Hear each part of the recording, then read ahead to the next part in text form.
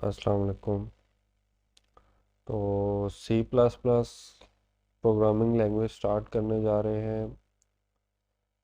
तो C plus plus is the most popular programming language create computer program one of the most language in game development. C plus plus जो है mostly game development में और popular languages में use होती है। इसका general introduction है, ये इसका सिंटैक्स है। हेडर फाइल होती है, यूजिंग नेम स्पेस यूज़ करते हैं। और इसके बाद इंट मेन है, उसके बाद बॉडी स्ट्रक्चर है, सी आउट और रिटर्न ज़ीरो। ये एक सिंपल सी एग्जांपल है इसकी। इसके बाद इसका इंट्रोडक्शन है। सी लैंग्वेज है क्या चीज़? सी लैंग्वेज जो है क्रॉस प्लेटफॉर्म लैंग्वेज है। इसमें हाई परफॉर्मेंस एप्लीकेशन आप क्रिएट कर सकते हैं, डेवलप की गई है। और इसकी एक्सटेंशन सी लैंग्वेज है, इसमें हाई लेवल लैंग्वेज है और सिस्टम और मेमोरी रिसोर्स यूज़ करती है। इसके मेजर जो विजन आए हैं वो 11 में 14, 17 और 20 तक आए हैं। ये इसके वर्जन है। यूज़ क्यों की जाती है? पॉपुलर प्रोग्रामिंग लैंग्वेज है। ऑपरेटिंग सिस्टम में, जीयूआई बेस्ड एप्लीकेशन में, एम्बेडेड सिस्टम में यूज़ की जाती है। ऑब्जेक्ट ओरिएंटेड लैंग्वेज है जो आपको क्लियर स्ट्रक्चर देती है प्रोग्रामिंग के लिए, ताकि आप कोड कर सकें और रीयूज़ कर सकें। लोअरिंग लोइंग डेवलपमेंट कॉस्ट आती है आपकी इसमें, यानी कंस्ट्रक्शन में या बनाने में कॉस्ट कम आती है। पोर्टेबल है, इजी आप एक कंप्यूटर से दूसरे कंप्यूटर या एक डिवाइस से दूसरी कंप्यूटर में यूज़ कर सकते हैं। क्रॉस या मल्टीपल प्लेटफॉर्म में आप यूज़ कर सकते हैं। इजी टू लर्न है, आसानी से आप उसको समझ सकते हैं। क्लोज जो है उसके पास लैंग्वेज है वो सी है, सी शार्प है और जावा है। इसके बाद डिफरेंस बिटवीन सी लैंग्वेज में और सी प्लस प्लस में, मोस्टली आपके पास क्लासेस और ऑब्जेक्ट्स का है। इसमें बाद हम स्टार्टिंग करते हैं तो आपने सबसे पहले टेक्स्ट एडिटर खोलना है नोट पैड का और उसमें सी प्लस प्लस का कोड लिखना है। उसके बाद आपने कंपाइलर जी सी सी का डाउनलोड करना है और उसके साथ इसको कंपाइल करना है। दूसरा तरीका यह है कि आप सी प्लस का आईडी डाउनलोड कर लें, इंटीग्रेटेड डेवलपमेंट एनवायरनमेंट। कोई भी सॉफ्टवेयर डाउनलोड कर लें, चाहे कोड ब्लॉक करते हैं चाहे डेव सी प्लस प्लस करते हैं, तो उसमें आप कोडिंग कर सकते हैं। कोडिंग में सिंपल ये आपके पास हेडर फाइल आती है, ये नेम स्पेस है, इसके बाद इट मेन है, हेलो वर्ल्ड आपने आउटपुट के लिए लिखना है और रिटर्न जीरो। ये एक फर्स्ट प्रोग्राम है सिंपल सा। ये कोड ब्लॉक का इंटरफेस है। यहाँ पे आपके पास ये कंप्लीट इंटरफेस आ जाता है, ये आप कोड करेंगे और यहाँ पे उसका ये इस तरह आउटपुट हेलो वर्ल्ड आ जाएगा। ये एक और आपको एग्जांपल दी गई।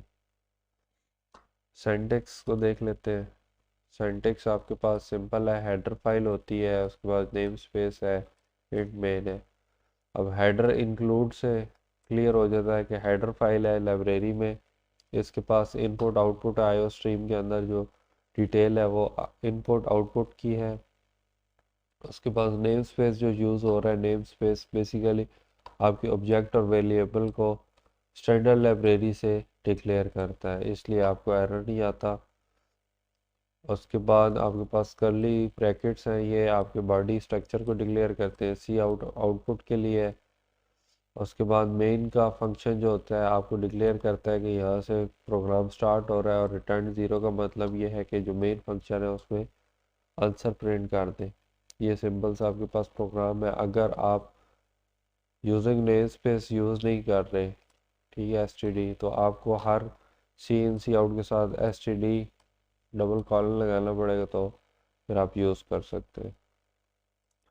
इसके बाद आउटपुट प्रिंट करने के लिए सी आउट होता है। आपने दो लाइनें प्रिंट करनी है, दो लाइनों प्रिंट करने के लिए सी आउट होता है, हेलो वर्ल्ड, और उसके बाद दोबारा सी आउट। एक और तरीका ये है कि आप यहाँ पे चेंजिंग कर सकते हैं। फॉर एग्जांपल इसको ट्राई करते हैं, तो इस चीज़ को हम यहाँ से कॉपी करते हैं और यहाँ पे लिखते हैं इस तरह।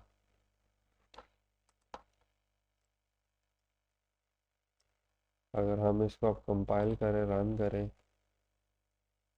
तो हमारे पास वो प्रिंट करके देगा, ठीक है, हेलो वर्ल्ड और आई एम एन। अगर स्लैश एन हटाएंगे तो एक ही लाइन में वो प्रिंट करेगा।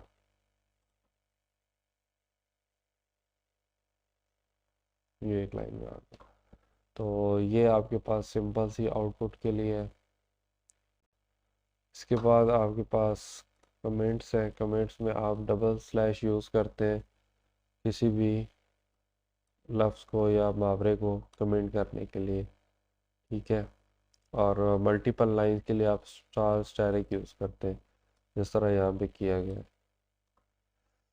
इसके बाद वेरिएबल डिक्लेयर करने का तरीका है इंट, डबल, चार, स्ट्रिंग, बूलियन है। इंट में आप इंटीजर नंबर 1 2 3 4 डिक्लेयर करते हैं, डबल में उसकी वैल्यू ज़्यादा हो जाती है, फ्लोट वैल्यू जो है वो इसमें यूज़ करते हैं।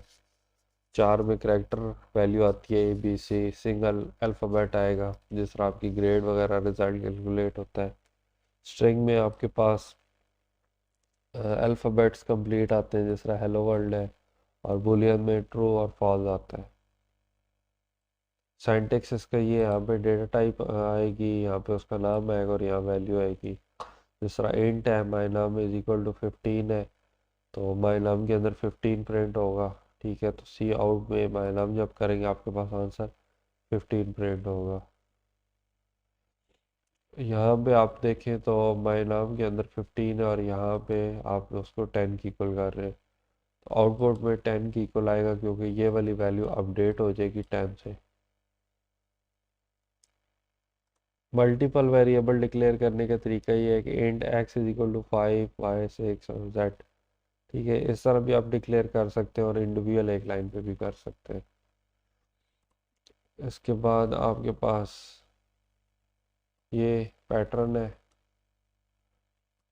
आप ये भी यूज़ कर सकते हैं, लेकिन कोशिश ये करना है वेरिएबल का ऐसा नाम दें जो इजीली अंडरस्टैंड हो।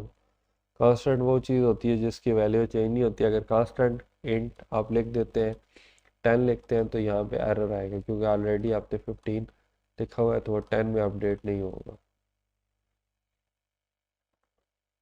इसके बाद इनपुट है सीन लेना, यानी कि यूज़र से कोई वैल्यू लेना है तो उसके लिए आप सीन की वैल्यू लेंगे तो आपके पास वो रिज़ल्ट प्रिंट करेगा। फॉर एग्जांपल सी आउट किया तो आपके पास आउटपुट में आएगा टाइप नंबर, और सीन लिखेंगे तो एक्स के अंदर आपने वैल्यू स्टोर करनी है। अगर ये एग्जांपल हम रन करते हैं तो यहाँ पे वो लिखा रहा है टाइप नंबर, ठीक है। पहले उसने ये स्टेटमेंट रन किया है और यहाँ पे वो ब्लिंक कर रहा है बेसिकली इसकी वजह से। तो यहाँ पे अगर हम टाइप करते हैं 5 इंटर करेंगे तो वो कह रहा है योर नंबर इज़ 5, बेसिकली वो ये स्टेटमेंट रन कर रहा है योर नंबर इज़ एक्स, ठीक है, एक्स ये है, तो यहाँ से वो वैल्यू प्रिंट कर रहा है 5। तो ये चीज़ होती है। इसके बाद डेटा टाइप है जो इंट, फ्लोट, डबल हम पढ़ चुके हैं, देख चुके हैं पहले, इसकी वैल्यू है। उसके बाद आपके पास ऑपरेटर्स आ जाते हैं, प्लस, माइनस, मल्टीप्लाई, डिवाइड। उसके बाद असाइनमेंट ऑपरेटर है इक्वल टू, ये मेन जो टेबल है ये आपको अंडरस्टैंड करना है। इक्वल टू यहाँ का मतलब है कि एक्स की वैल्यू ये है, और प्लस के साथ है कि उसके अंदर एक वैल्यू ऐड हो रही है, जो भी आप लिखेंगे value 1 2 3, minus, multiply, divide. Percentage का जो साइन है इसका मतलब होता है मॉडुलर, यानी कि रिमाइंडर। आप कभी भी कोई नंबर मॉडुलर के साथ यूज़ करेंगे तो वो उसका वैल्यू कैलकुलेट करके देगा। फॉर एग्जाम्पल एक्स की वैल्यू यहाँ पे 5 दी हुई है और 3 से मॉडुलर कर रहे हैं तो 2 आंसर है, यानी कि रिमाइंडर 2 है। अगर यहाँ पे हम 6 लिखते हैं तो और रिमाइंडर जो है अब 0 आएगा, 0, ठीक है। ये बेसिकली रिमाइंडर के लिए यूज़ होता है। उसके बाद कंपैरिजन है, दो वैल्यू को इक्वल करने के लिए तो वो डबल इक्वल यूज़ करते हैं।